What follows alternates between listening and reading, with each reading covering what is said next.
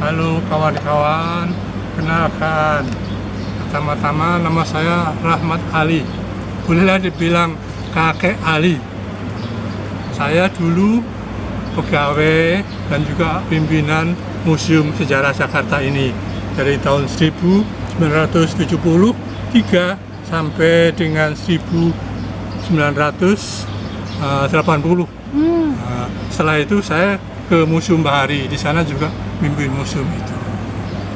Sebagai pegawai negeri PNS, saya tentunya punya banyak pengalaman-pengalaman. Maka saya harus ceritakan itu kembali berupa tulisan-tulisan. Tulisan-tulisan itulah akhirnya membuat saya membuat situs Taman Sastra Jakarta.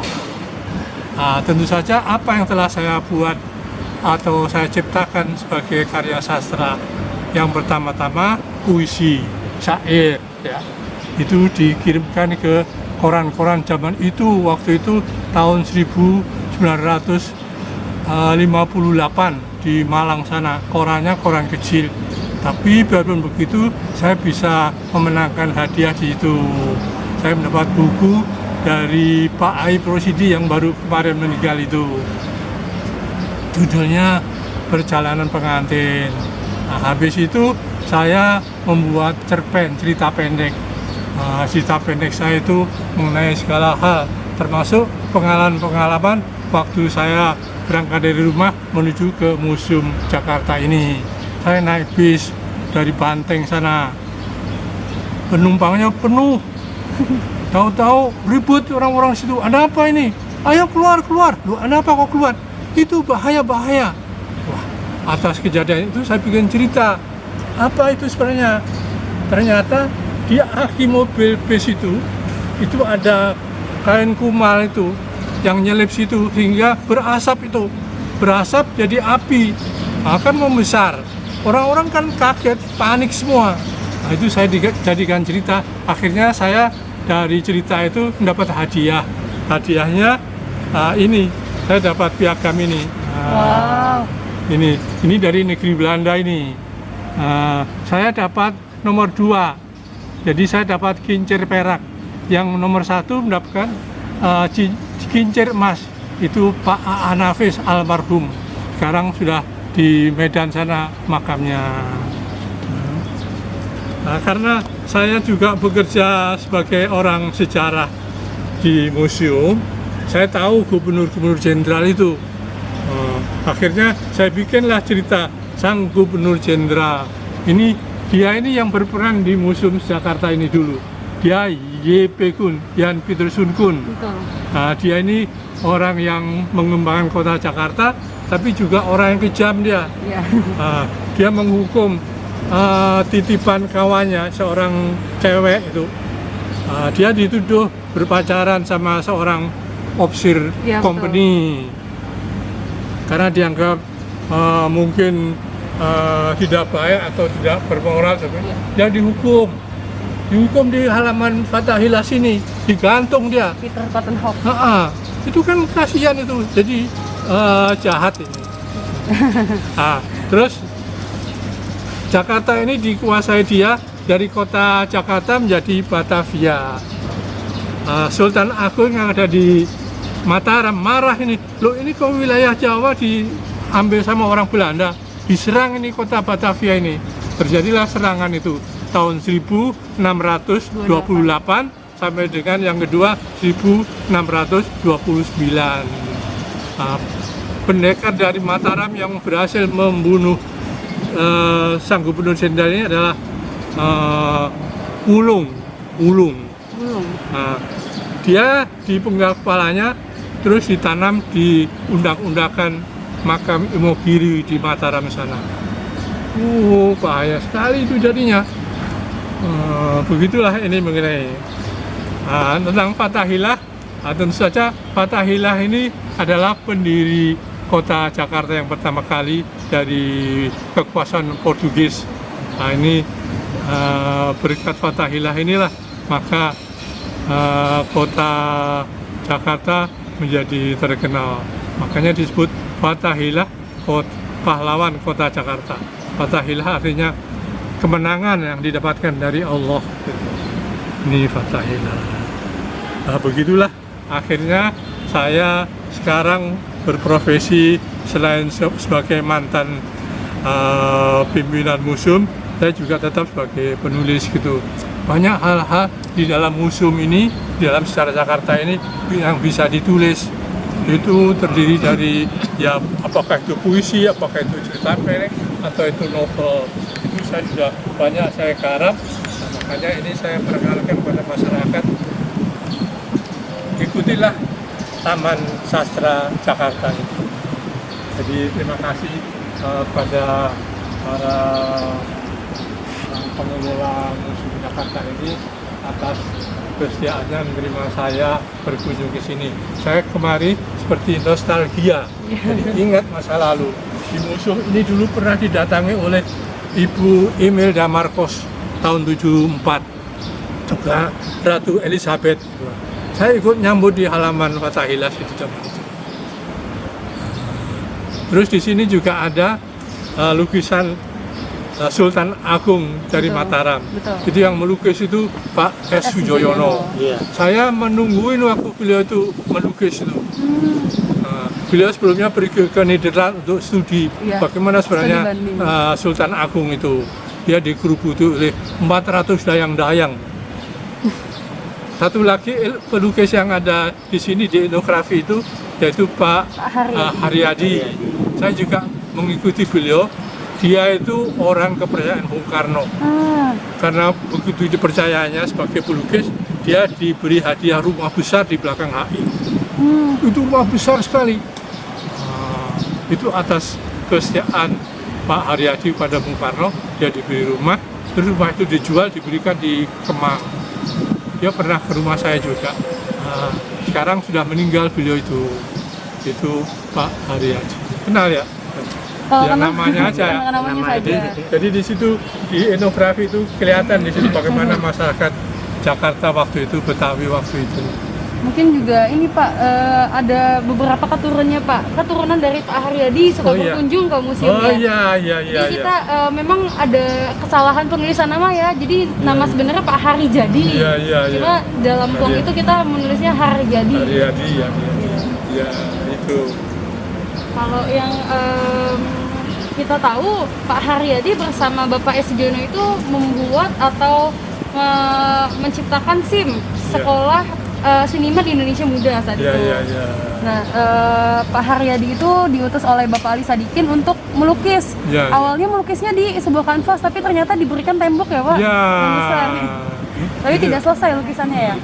Selain tidak selesai, temboknya itu juga sering diresapi air. Iya, Pak, Jadi betul. berpengaruh Lembab pada ya? itu. Untuk itu memang diperlukan seorang ahli bagaimana bisa mengkonservasi lukisan. Tapi sudah banyak dipotretkan itu di dokumentasi. Gitu. Terus lainnya lagi apa yang perlu ditanyakan ke saya? Sebenarnya banyak sih. Iya coba. Banyak banget. Mungkin itu aja Pak untuk saat ini. Jadi Iya, cuma penasaran gitu Pak. Kadang ada beberapa memang the guide kami itu ada pro dan kontra tentang kenapa lukisan Pak Haryadi nggak selesai. Ada yang bilang kalau temboknya memang lembab, tapi ada juga yang bilang bahwa Pak Haryadi itu tidak dibayar dengan layak. Oleh sebab itu beliau tidak ingin melanjutkannya. Gitu. Enggak, sebenarnya beliau itu sudah dibayar dengan layak oleh Pemda DKI yang waktu itu ditangani oleh Dinas Pemugaran. Pimpinannya Pak Chong. Pak Chong itu orang Cina tapi sudah Indonesia, tapi sudah almarhum. Satu lagi Aji Dame, jadi putra seorang ahli budaya Belanda, Perancis. Itu ibunya kawin dengan orang Jawa, melahirkan si Aji sama adiknya namanya Asmoro. Katanya sekarang Asmoro lagi sakit. Kalau Aji Dame ya sudah ya setua saya juga dia gitu. Itu tinggalnya di Kemang sana. Terus selainnya lagi apa? Udah ke depan. Mengenai itu sel-sel itu juga apa itu yang ada di bawah tanah, Penjara bawah tanah. di penjara itu itu memang sangat menyeramkan. Di situ dulu pernah Untung Suropati. Untung Suropati dihukum di situ karena apa? Karena dia mencintai anaknya seorang Sipir. pegawai company, Oh. namanya Susana. Susana namanya. Tapi konon katanya Untung Suropati bisa kabur ya Pak? Iya, jadi Susana karena tidak boleh bergaul dengan Suropati lagi, apalagi Suropatinya di penjara, Susana dibawa pulang ke Nederland pakai kapal. Tapi di tengah laut dia sakit. Untung Suropatinya? Enggak, si Susana Susananya? itu sakit di sebuah pulau, dia meninggal. Di tengah laut? Iya, di pulau. Oh di pulau? Jadi sebelum meninggal dia kirim surat kepada Suropati. Oh, Ini aku ini Susana Suropati. Selamat ya, kamu sudah jadi raja di Pasuruan Untung Suropati itu. oh jadi mereka itu tidak berhasil menikah ya Pak? Atau Terus bersatu ya? sudah mengandung itu. Jadi anaknya lahir, namanya si Robert. Oh jadi Robert itu adalah anak dari Untung Suropati dan sama Susana. Wah, ini cerita baru Pak. Robert sudah dewasa menjadi serdadu di company. Dia dikirim ke Pasuruan untuk memerangi bapaknya Suropati. Jadi bapak sama anak mau berperang. Kalau Tapi ini Pak, masalah maaf, yang Peter R. Vervel. Peter R. Vervel itu orang keturunan Jerman yang dia itu tidak pro pada Belanda. company karena ada kesalahan apa itu fatal itu. Peter R. Vervel itu dihukum, dia dipancung. Jadi patungnya itu ditaruh di tengah kota, dilihat oleh orang banyak. Tapi sebenarnya Peter R. Vervel itu banyak didukung oleh masyarakat Betawi, terutama orang-orang yang Islam. Jadi waktu itu sudah mau ada pemberontakan gitu, dipimpin oleh Peter R. Vervel. Jadi ketahuan, ditangkap itu, makanya dia langsung dihukum, pancung. Tempat memacungannya di Taman Fathahillah. Dulu ada orang kita sendiri yang jadi algojo, namanya itu Pak Terek. Pak Terek. Jadi dulu algojo itu bukan hanya orang Belanda aja bukan ya Pak? hanya orang Belanda, tapi juga orang kita. Jadi harus mentolo, harus sampai hati lah mukul itu. Iya, jadi serem lah itu. Banyak lagi yang dihukum, termasuk Kapten Jonker. Tahu? Pernah dengar? Kapten Jonker itu kapten company yang waktu itu menjadi andalan company. Hebat dia, berperangnya hebat. Tapi dia tidak akur sama kawan-kawannya serdadu yang sama-sama kapten. Padahal Kapten Jonker ini mendapat penghargaan besar. Dia dibariskan di depan, diiring-iring parade gitu, dia dapat medali emas. Nah, tentu saja kawannya yang ofisir Belanda iri pada dia. Dibuatlah gara-gara. Gara-garanya bikin Kapten Jonker itu marah kan. Menantu Kapten Jonker ini namanya Raja Bungsu. Raja Bungsu kan ikut juga, wah ini mertuaku kok mau dijelek-jelekan oleh ofisir Belanda. Nah, dia masuk ke Kastil Batavia sini, dapat penjagaan. Setelah agak jauh, di situ ada pelawak yang suka nyanyi-nyanyi sambil bacakan syair. Nah, pelawak itu sebenarnya tahu Raja Bungsu masuk ini ada maksud. Nah, dia lalu memberitahu melalui syair-syairnya, para penjaga, kamu tidak tahu ya, itu orang harus dicurigai itu. Siapa dia? Itu Raja Bungsu. Orang tadi nggak apa-apa kok, dia katanya mau menemui bapaknya di sini. Enggak, dia sebenarnya harus diperiksa. Coba periksa. Dikejarlah si Raja Bungsu ini, digeledah, di dalamnya itu ada badik. Badik itu sebenarnya mau dipakai untuk menyerang ofisir saingan bapaknya itu. Ditangkap dia, wah ini pelanggaran ini berarti kan dia makar, dia mau membunuh ofisir Belanda, ofisir company. Karena tidak bisa dibikin alasan lainnya lagi, kalau gitu kamu harus dihukum besok. Jadi Al-Kujawi sudah menyiapkan itu, si Raja Bungsu dikeluarkan dari penjaranya, dibawa ke tiang gantungan. Istilahnya waktu itu makam penggantungan, mimbar penggantungan. Serem itu di depan situ, mimbar penggantungan, ailah, itu mati. Pak Kapten Yongker kan marah tuh, anak menantuku ini baru kawin kok sudah dibunuh ini. Dia nyerang Komeni pakai tinggalnya di Ancol. Habis dari Ancol dia pindah ke Marunda dengan pasukannya gitu. Tapi karena Komeni kan jauh lebih besar orang-orangnya, ada meriamnya, Kapten Yongker hanya bedil sama kelewang-kelewang aja sama anak buahnya. Jadi waktu ketemu sama ofisir Belanda, main anggar ini Kapten Yongker sama letnan yang masih muda gitu. Karena Kapten Yongker sudah tua, dia kan nggak kuat lagi kayak dulu, kena pedang dia, mati. Terus dimakamkan di Marunda sana, makam Kapten Yongker. Kampungnya itu sampai sekarang namanya Kampung Jongkoran di Cilincing sana itu. Ya begitulah dari saya mengenai Kapten Yongker dan cerita-cerita lainnya. Terima kasih informasinya Pak. Sama-sama. Pengetahuan baru Pak untuk saya, mungkin nanti bisa saya terangkan ke pengunjung kalau ada ya. Betul. Jadi kedudular ya. Ya terima kasih atas perhatiannya. Sampai ketemu lagi. Ini Fatahillah, ini Sanggup Nur Jenderal. Ini hadiahnya. Oke, sampai jumpa. Wassalamualaikum warahmatullahi wabarakatuh.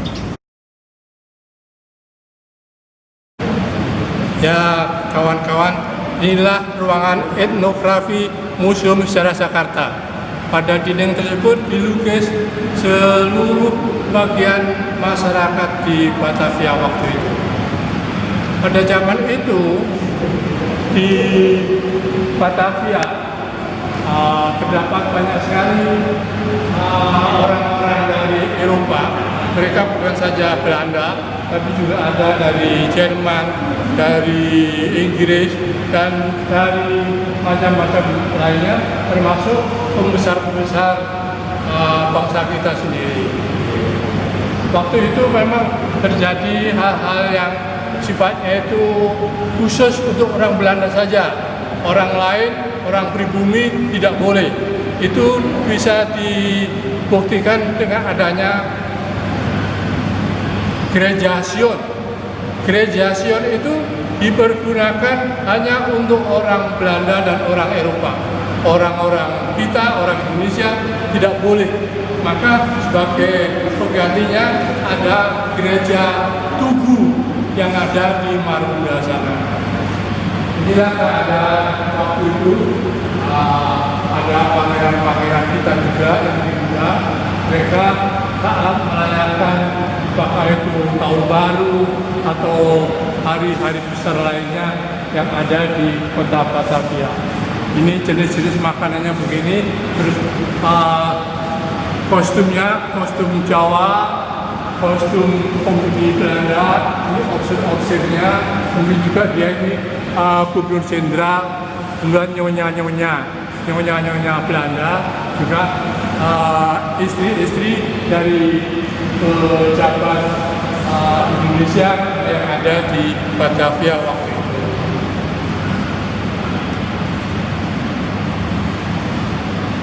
Di sini ada gambar-gambar yang sifatnya itu kurang jelas, jadi kabur. Mengapa? Waktu itu ada kesibukan lain sehingga Pak Haryadi pelukisnya tidak sanggup meneruskan. Di samping itu kondisi tembok museum ini juga banyak terserap air sehingga lukisannya itu banyak terganggu.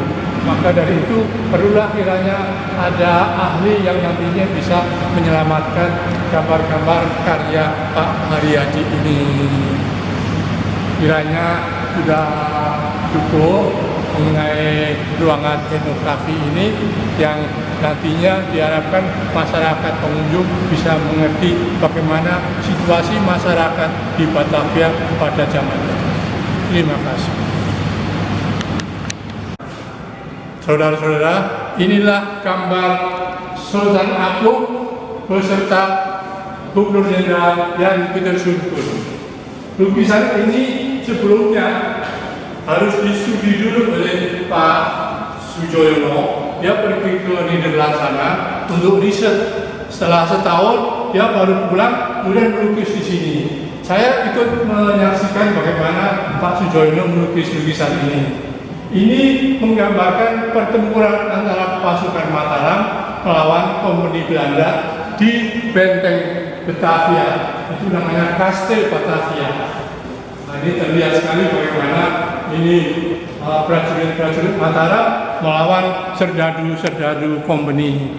Waktu itu dari pihak Kompeni menggunakan meriam, tapi begitu pasukan Mataram itu berani saja, mereka memanjat dinding benteng yang begitu tinggi itu sampai ke atas, dia kena tembak jatuh. Itu berterus begitu. Terjadinya pada tahun 1628. Terus setahun kemudian 1629 dilanjutkan lagi penyerangan.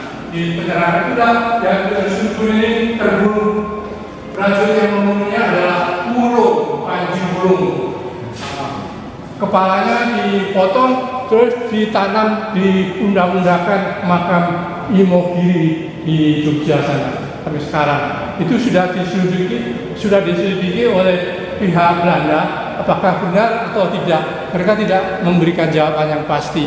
Tapi kalau menurut legenda cerita-cerita memang J.P. Kun habis itu sudah meninggal. Dia digantikan oleh Pek yang anaknya dititipkan di sini. Anaknya punya pacar, habis itu dulu berbuat amoral. Anaknya terus dihukum, digantung di Taman Fathahillah sini. Ini dia Sultan Agung, sehari-harinya dikelilingi oleh layang-layang. Itu sebanyak 400 orang melayani kebutuhan Sultan Agung. Sultan Agung ini terkenal orang yang tegas. Dia bisa menyatukan wilayah-wilayah itu sehingga menjadi warga Mataram. Ini punggawa-punggawanya, ini panglima-panglimanya. Sultan Agung juga sebagai raja yang disiplin. Jadi di dalam penyerangan ke Batavia ini banyak panglima yang dianggap gagal. Mereka itu juga langsung dibunuh.